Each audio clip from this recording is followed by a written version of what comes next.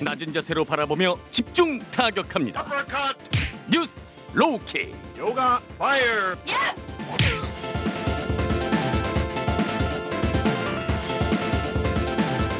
네, 오늘 가장 핫한 뉴스를 탈탈탈 털어주는 뉴스 로킥 시간입니다. 금요일의 뉴스 로킥 오늘 두 분 모셨어요. 오창석 평론가, 헬마우스 임경빈 작가와 함께합니다. 어서 오세요. 네, 안녕하세요. 네, 지금 TBS 유튜브 채널에서 보이는 라디오로 함께하실 수 있고요. 지금 유튜브 나오고 있죠. 네, 아까 문자로 어떤 분이 유튜브 안 하시냐고 질문을 주셔서 네. 유튜브로 보실 수 있고요. 여러분의 의견도 기다립니다. TBS 앱을 활용하셔도 좋고요. 짧은 문자 50원, 긴 문자 100원이 드는 샵 0951번으로 많이 보내주세요. 네. 오늘도 또 국회 얘기를 하게 됐습니다. 오창석 평론가와 임경빈 작가와 함께. 오늘 화제가 된 두 가지 법안이 있었습니다. 하나는 중대재해 기업처벌법. 관련해서 우리 정의당 의원과 또 전화 인터뷰도 했었었는데요. 정의당이 중대재해기업처벌법 제정을 촉구하면서 결국은 단식 농성에 돌입했습니다. 오 평론가님, 네. 지금 유가족 분들도 힘드신데 지금 함께 하고 계시죠? 네, 사실 이제 정의당에서 1호 법안, 이제 김종철 당대표가 취임하면서 이 법안을 반드시 통과시키겠다라고 얘기를 했었고요. 노동자 중심의 정당이다 보니까 이 부분에 대해서 굉장히 중점을 많이 두고 있습니다. 정의당의 강은미 원내대표, 그리고 고 김용균 씨의 어머니 김미숙 씨, 그리고 고 이한빛 PD의 아버지 이용관 씨, 이제 이한빛 PD가 살아생전에 그 미디어 노동자 인권을 굉장히 중요시했기 때문에 아들의 이름을 딴 한빛 미디어 노동 인권센터를 만들었는데요. 이용관 씨 함께 지금 현재 국회 본관 앞에서 당식 농성을 시작을 했습니다. 이 자리에서 정의당의 강은미 원내대표는 네네. 법안 발의 후에 190일 동안 아무것도 하지 않았다. 우리 국민 600명이 돌아오지 못하는 동안 법사위 소위에서 단 15분만 논의가 됐다라고 하면서 안타까움과 분노를 드러냈습니다. 이게 사실은 우리가 다녀올게. 오늘 저녁에 보자. 이러고 이제 일하러 나가시는 거잖아요. 그런데 190일 지났는데 그동안 600명 정도가 돌아오지 못했다고 합니다. 어떻게 보십니까? 왜 이렇게 늦어지는 것 같으세요? 지금 사실 이제 민주당 쪽에서 이야기하는 거는 네네. 이게 이제 재정법이기 때문에 새로 이제 법률을 만드는 거니까 네. 거쳐야 될 과정이 좀 많다. 국회 음. 법상으로 봤을 때는 공청회도 좀 네. 꼼꼼하게 해야 되고 산업안전법 같은 다른 법률들이랑 충돌하지는 않는지 뭐 네. 이런 부분들을 좀 살펴야 할 부분들이 많다. 이제 이런 얘기를 하고 있는데 냉정하게 보면은 이 법이 처음에 발의되고 여기까지 오는 동안에 6개월 넘게 시간이 있었거든요. 네네. 그런 것들을 봤을 때는 조금 더 좀 속도를 내서 특히 이제 이낙연 대표나 혹은 이제 문재인 대통령 같은 경우도 이제 굉장히 관심이 높은 법안으로 알려져 있기 때문에 좀 더 속도를 내서 준비를 했어야 되지 않나 싶은 생각이 들긴 합니다. 그렇습니다. 법사위에서 15분 논의됐다고 하는데요. 지금 네. 그 유가족의 목소리와 국회 농성장 현장음 준비되어 있습니다. 잠시 들어보고 오겠습니다. 고 김용균 시어머니 김미숙 씨의 목소리입니다. 현장 그 추모제도 같이 못 하고 있어요. 빨리 제정하라고. 그렇게 추모제도 지금 못 가고 있는 이 상황을 국회가 더 좀 알아주시고. 말뿐인 공연불에 그치고 있지 정의당 않습니까? 강은미 그러지 의원입니다. 않고서야 여야 모두가 중대재해법을 발의했는데 법이 통과되지 않을 리 없습니다. 더불어민주당에게 묻겠습니다. 정의당 심상정 의원입니다. 중대재해기업처벌법의 필요성 더 설명이 필요합니까? 의석이 더 필요합니까? 야당의 반대 때문에 안 됩니까? 도대체 왜 안 합니까? 왜 못합니까? 재계의 소원 수리를 위해서 새벽 1시에 소집하는 것처럼 새벽 2시, 3시에 소집하십시오. 왜 못합니까? 도대체 왜 안 합니까? 거의 정의당 지금 심상정 의원 같은데요. 네. 이 절규에 가까운 질문이었습니다. 왜 이렇게 안 되는 걸까요? 이게 사실은 유럽, 예를 들어 영국 같은 경우는 이렇게 노동자가 사망을 할 경우에 기업 전체가 흔들흔들 거릴 만큼 강력하게 제재 조치 처벌 조항이 있기 때문에 이 대표나 사장이 그 안전 문제를 책임질 수밖에 없도록 제도화 시켜놓은 거잖아요. 네. 근데 우리나라는 근처도 못 가고 있어요. 이게 또 영국이나 독일 같은 데서는 법률 이름 자체가 굉장히 좀 말하자면 빡세게 돼 있어요. 그렇죠. 네. 이게 이제 기업 살인법. 기업 네. 살인법. 예, 살인이다 사실상 이제 이런 그렇죠. 규정을 하고 있는데 우리 입장에서도 그동안 나왔던 이야기들을 좀 종합을 해보면 기업들은 이게 기업 활동을 하는 데 있어서 굉장히 좀 부담이 커진다. 비용이 이제 추가가 많이 된다. 이제 이런 식의 이야기들을 하는데 이 법이 추진이 돼서 네네. 통과가 됐을 때 그러면 노동자들을 위해서 기업이 추가로 뭘 해줘야 되는지를 거꾸로 생각하면 그게 결국에는 그동안 이제 희생된 노동자들이 어떻게 희생됐는지 그 과정하고 또 연결이 돼 있습니다. 네네. 뭐 일테면 컨베이어 벨트에 사람이 끼어서 이제 뭐 죽음에 이르게 된다든지 네네. 혹은 둘이서 작업해야 할 일을 한 사람이 혼자 하다가 위험에 노출돼서 이제 사고를 당한다든지 네네. 혹은 뭐 안전 장구가 제대로 지급만 됐다면 피해를 훨씬 줄일 수 있었을 텐데 그게 이제 비용 때문에 제대로 지급이 안 된다든지 이런 거를 막기 위한 거니까 거꾸로 기업 입장에서 생각해봐도 원래 해줘야 될 그런 조치들을 해주려고만 하면 네네. 이 법의 적용을 피할 수가 있거든요.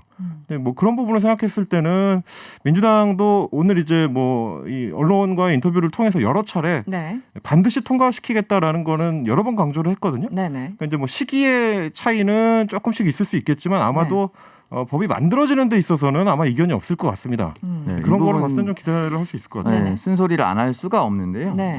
예를 들어서 뭐 우리나라 경제지라든지 재계에서 이렇게 되면 기업의 금액이 이제 과중돼서 경영을 하기 굉장히 어렵다 이런 얘기를 하기도 하는데 실제로 2016년 미국에서 현대기아차 하청업체에서 노동자 산재 사망 사고가 발생을 했었습니다. 네. 그래서 원청인 현대기아자동차에 벌금 30억을 부과했거든요. 30억. 네, 한 명이 사망했을 때. 네.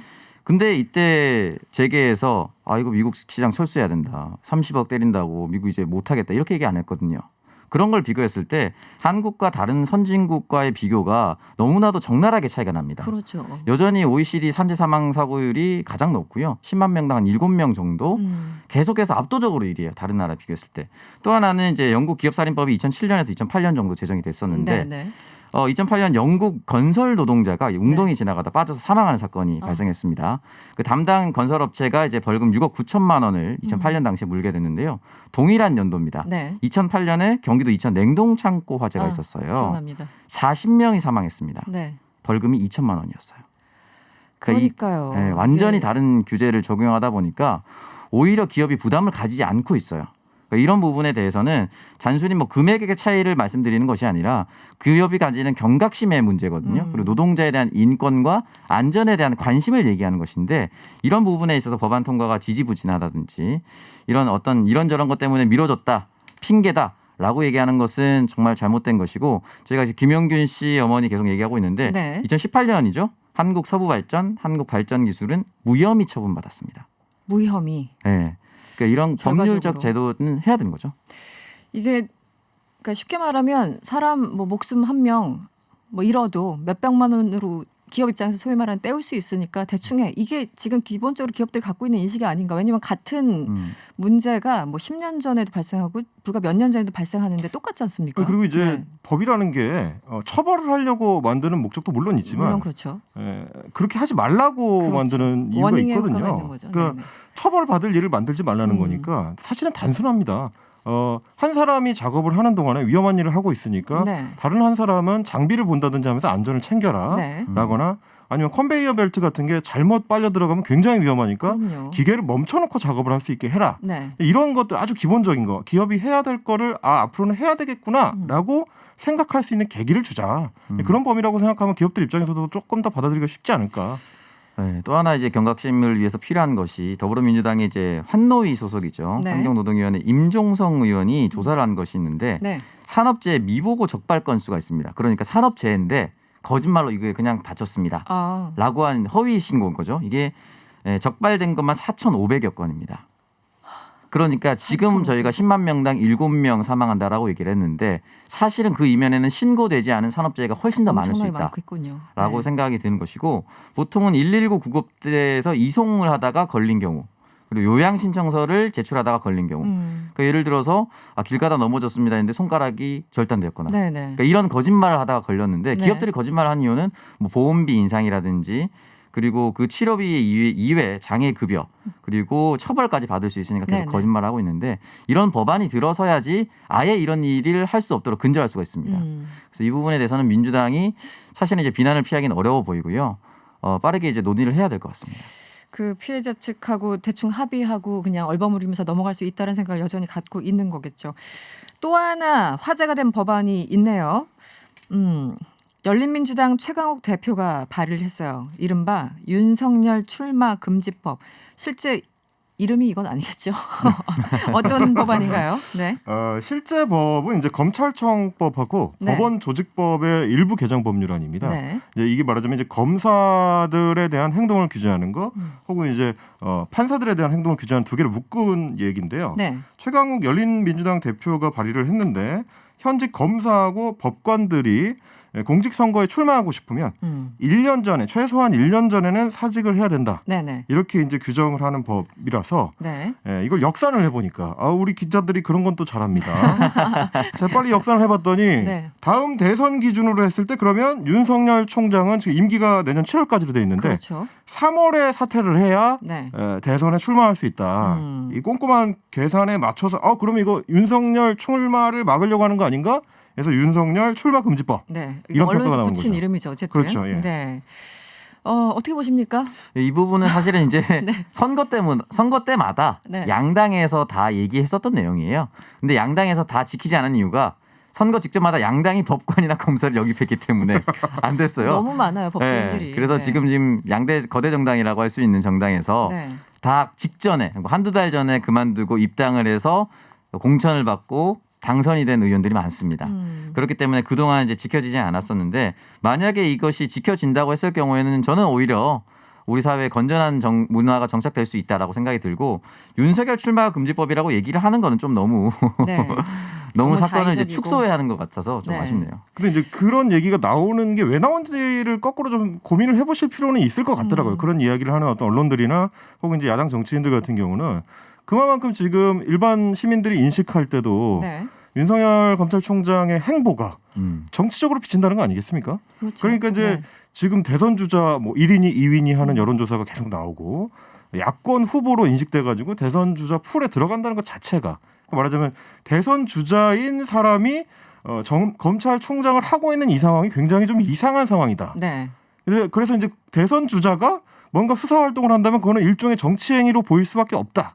이런 거를 거꾸로 한번 네네. 생각해보는 계기를 삼으면 좋지 않을까라는 의도로 최강욱 대표가 발의를 한 게 아닐까.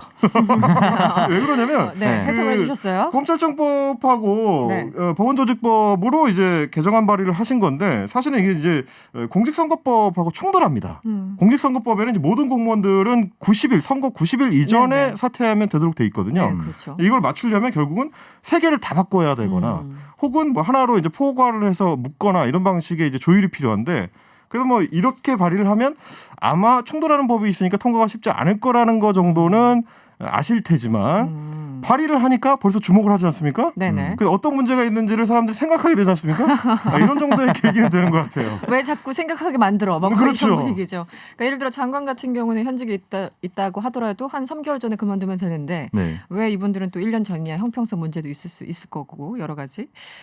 어떻게 보십니까? 이 이제 그동안 여론조사 급기야 뭐 네. 아주 최상위에 링크되는 그 윤석열 총장의 이름까지 보게 됐는데 일부 여론조사에서 여권에서 때릴수록 혹은 뭐 추미애 장관이 때릴수록 윤 총장에 대한 지지는 올라가더라. 뭐 요즘 숫자가 실제 그렇게 나타나고 있을까요? 네, 맞습니다. 이것도 또 그 중에 하나의 재료로 쓰이는 건 아닐까? 뭐 이런 생각도 들더라고요. 어떻습니까? 네, 뭐 이 법안이 이 이름으로 계속 회자가 된다면 네. 지지율 상승에 뭐 도움이 될 것 같긴 한데 네. 근데 결국은 저는 이제 이게 결국은 야당에겐 굉장한 리스크죠. 야당의 대선 후보가 전혀 성장할 수 없는 상황으로 만들어가고 있는데 네. 저는 개인적으로 좀 안타까운 것이 일단은 대한민국의 보수 제1정당에서 계속해서 스스로의 공백을 입증하는 이런 현상들이 나타나는 게 좀 아쉽습니다. 저는 윤석열 형상이 네. 야당에게 믿을 만한 또는 차기 권력을 맡길 만한 권력의 부재다라고 생각이 들고 진중권 씨나 조은산 누군지는 잘 모르지만 필명을 쓰고 있죠.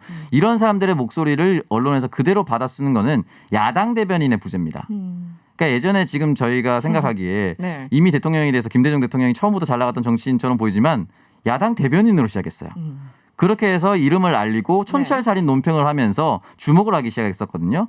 그렇다면 야당 대변인에서 그런 사람들이 나와야 되는데 이상한 발언이나 남기고 그러다 보니까 신뢰가 떨어지니까 네. 다른 목소리를 끌어와서 현 정부를 공격하는 데 사용된단 말이죠. 네. 그렇다면 현재 총체적으로 야당에는 대선 후보로 분류되는 권력도 없고 촌철살인은 논평을 내는 대변인도 없다.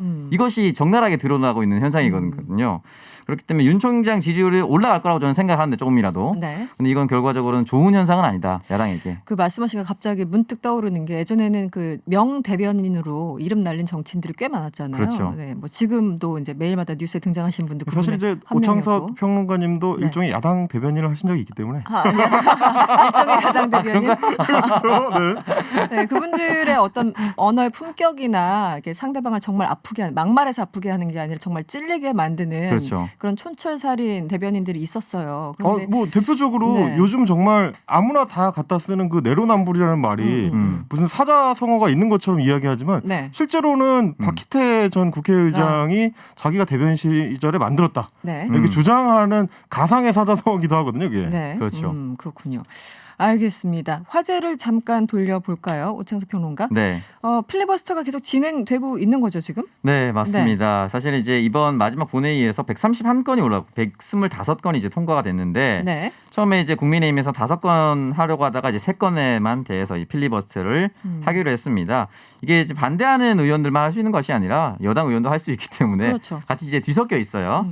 그래서 지금 계속해서 하고 있고 초선과 재선을 가리지 않고 이어져 가고 있습니다. 일단은 국민의힘의 김이철규 의원. 네. 이철규 의원이 8시간 45분을 네. 하면서 이제 스타트를 끊었고 홍익표 민주당 의원 그리고 김웅 의원 등등이 지금도 필리버스터를 이어가고 있습니다. 네.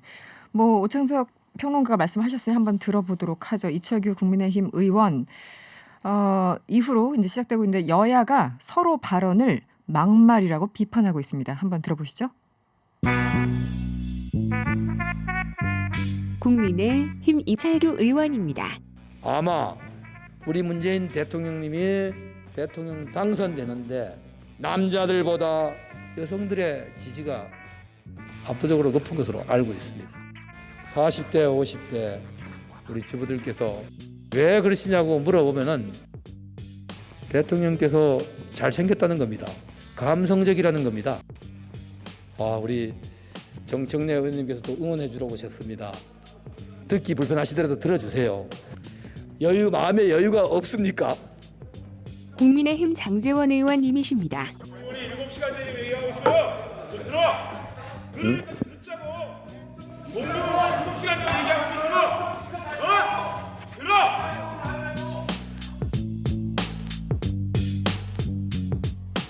네.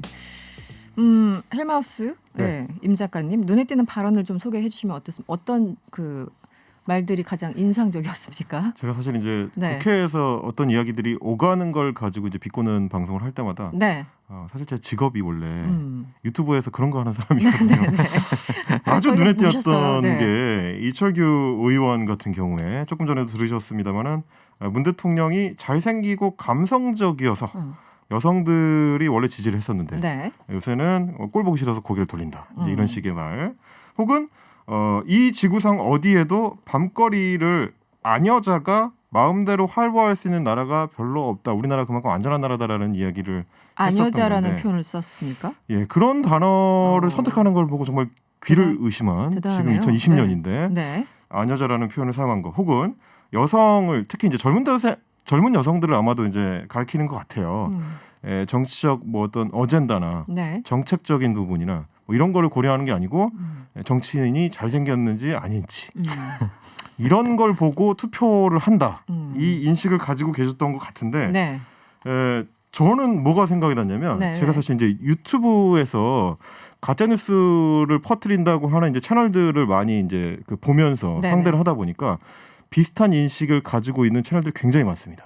그래요? 문재인 대통령의 인기의 비결로 잘생긴 얼굴과 감성적인 측면을 정말 수시로 꼽거든요. 수시로 꼽아요. 진짜 많이 얘기하는데 저는 그런 의혹이 드는 거죠. 이철규 의원이 유튜브를 애청하시는 게 아닌가. 아니 그런 식으로 따지면은 그렇게 논리적으로 따지자면 네. 모든 그 선출된 정치인들은 다 잘생겨야 되는 거잖아요. 웬만하면. 네. 그렇죠. 그러면 저 같은 사람은 어떡합니까? 그 부분은 이제 뭐 이명박 대통령이 깼으니까 아 그렇네요. 네. 외모와 정치는 네. 무관하다라는 것이 네. 증명이 됐죠. 네. 참 이게 외모를 가지고 얘기하는 거는 정말 이게 사실은 다른 이유들을 댈 게 굉장히 많을 텐데 이게 너무 사실 후진적인 정치 인식이에요. 이게 품평 정치 이런 혐오를 것들. 부추기는 인식인 거고 네. 재선 국회의원이 할 수 있는 발언이라고는 사실 정말 의심스러운 음, 대목이었고 알겠습니다. 그 민주당 쪽에서는 이제 네. 주로 지금 이야기 나오는 게 네. 홍익표 의원이었습니다. 아, 네네. 예, 필리버스터 중에 법조 기자가 다 받아쓰기만 한다. 예, 추미애 장관이 법조 기자단을 해체했으면 좋겠다. 네. 법조 기자단을 계속 유지하면 언론사들의 검찰 개혁 의지가 없는 것으로 보일 수가 있다. 네. 이런 식의 이제 발언이 나왔습니다. 오, 평론가님 어떻게 보셨어요? 저는 네. 이게 두 사람의 문제가 다 이제 불거질 거라고 생각하는데 네. 이 두 사람을 모두 이제 지워버릴 분이 나왔어요. 국민의힘 김웅 의원이 네. 성폭력 범죄는 충동에 의해서 이뤄지고 그 충동의 대부분은 스트레스가 많이 쌓여서 폭발하는 경우가 많다라고 하면서 성범죄자의 그 행동의 동기를 옹호하는 듯한 발언을 남겼어요. 저는 아마 이 두 사람의 발언도 대단하네요. 문제가 되지만 네. 김웅 의원의 발언으로 한동안 좀 시끄럽지 않은 이 부분은요. 어우, 충격적이네요. 그건 좀 너무 심하다. 21세기에 나올 수 있는 발언이 아니에요. 이 성폭력과 관련된 법안은 이 성폭행 생존자라는 표현을 쓸 정도로 굉장히 조심스럽고 많은 사람들이 경각심을 가지고 있거든요. 말 한마디도 조심하고 있는데 이런 워딩을 남겼다는 것 자체가 평상시의 생각을 의심하게끔 만드는 발언이에요. 지금 국회의원이 공개적인 자리에서 지금 그런 얘기를 했다라는 거잖아요. 그렇죠. 필리버스터 자리에서. 사실은 필리버스터는 반대하는 이유를 설명해야 되는데 와. 여기에 대해서 이 부분이 있었나라는 생각이 들 정도로 굉장히 심한 발언이었습니다. 사실 필리버스터가 이제 2016년에도 길게 이어졌던 민주당의 필리버스터가 있었고 네. 지난해에도 그 당시에 이제 국민의힘이 또 한 번 한 적이 있었는데 지켜보다 보면은 지켜보는 사람 입장에서는 오래 얘기를 하다 보면 네. 그 사람의 진짜 마음 네네. 그 드러날 혹은, 때가 있죠. 예, 바닥이 드러날 때가 네네네, 있습니다. 맞습니다. 계속 긁어내서 이 물을 퍼내다 보면 결국 바닥이 드러나거든요. 네네네. 근데 그 바닥에 아녀잖아. 네. 어떤 성폭력에 대한 저런 인식이 있다면 도대체 필리버스터를 국회법 안에 제도로 집어넣어 놔야 될 이유가 있는가. 이런 처참한 광경을 보고 있어야 되는가라는 생각이 들 수밖에 없는 거죠. 알겠습니다. 참 얘기하고 싶은 게 굉장히 많은데요. 시간이 다 돼가지고 네. 오늘은 여기서 마쳐야 될 것 같습니다. 뉴스 로킥이었고요. 지금까지 오창석 평론가, 헬마우스 임경빈 작가였습니다. 오늘 고맙습니다. 고맙습니다. 감사합니다.